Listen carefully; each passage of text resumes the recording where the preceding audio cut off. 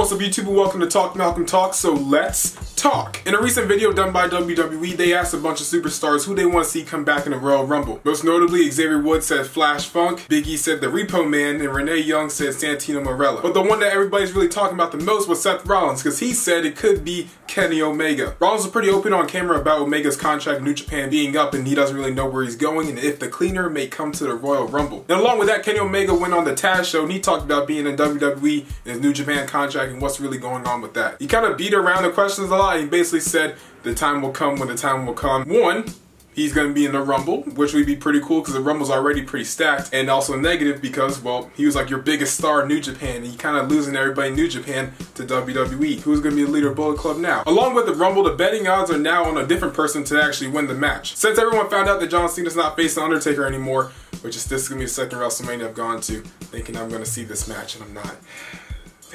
The person that has the best odds to win the Rumble right now is Braun Strowman. On Monday Night Raw, you saw a big stare down between him and Brock Lesnar, which got everybody like really hyped, along with how hard he's been pushed these past couple months. If Braun won the Rumble, he would get boos from the fact that he's a heel, so like you get that natural heel heat, then along with the fact that people are just gonna be really upset that he won in general because some people just don't like him. Other people think it's gonna be Braun versus Reigns at WrestleMania, which is actually a really big possibility. I don't get their logic sometimes. Like, you know they're gonna get booed, right? Like, we know they're gonna boo. A lot. Just a lot. Over the years, Strowman's ability in the ring and his gimmick has gone like extremely well. Whereas now it's like you feel like this could be like your next Brock Lesnar type of guy.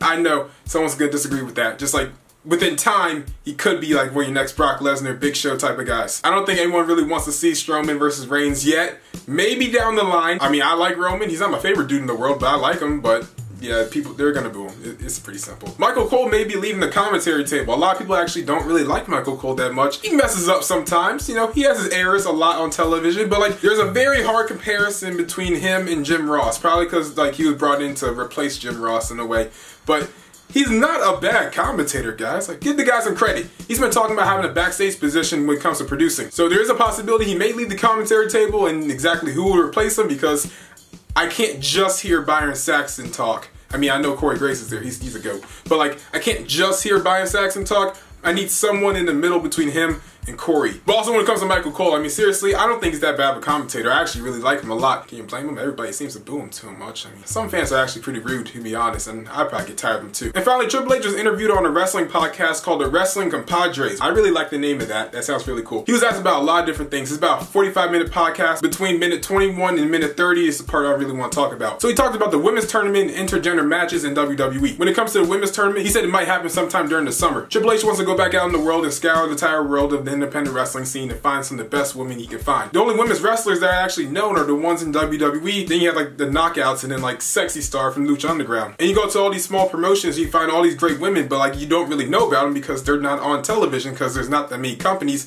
that are on television. The fact that you're not seeing that many women matches every indie show, so it's not really something that you're gonna get a lot. Plan on finding girls that are well known on independents and girls that aren't so well known, as in like no one really knows who they are. And he wants to bring them in because there's probably a lot of good women's wrestlers out there. I know like the ones at MCW, they're amazing, but you don't really see them on any other shows. They're like really big name independents at least. And see if they can entertain the people enough that, well, maybe they can stay. Raw, who has like the all-star division with like 3 to 4 horsewomen, it's kind of boring. Then you got SmackDown, which is actually really great, but like it could always use a little extra. Some of those girls stay on the main roster, some go back down to NXT, they develop, they come up to the main roster. You got a lot of women's wrestlers, a lot of people you can cheer, a lot of people you can boo. That way you're not seeing the same people every single night. And finally, intergender matches. So the host of the podcast talked about how there was intergender matches before, like with Chyna and Trish Stratus. And he asked Triple H, would you ever see that happen now in WWE? What Triple H said was actually pretty well spoken, but he talked about how WWE is in the mainstream, unlike these independent shows that really aren't. We live in a time where last year was like really big in women's sports and just women in general. That the fans would probably adapt and enjoy seeing like a woman beat the crap out of a dude, because I mean,